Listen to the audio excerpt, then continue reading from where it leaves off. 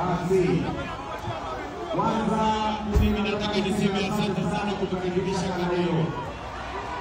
Ndio kamili. Na tumekuja hapa. Sio ili makara wetu wapate mahali ya kuishi mahali mzuri.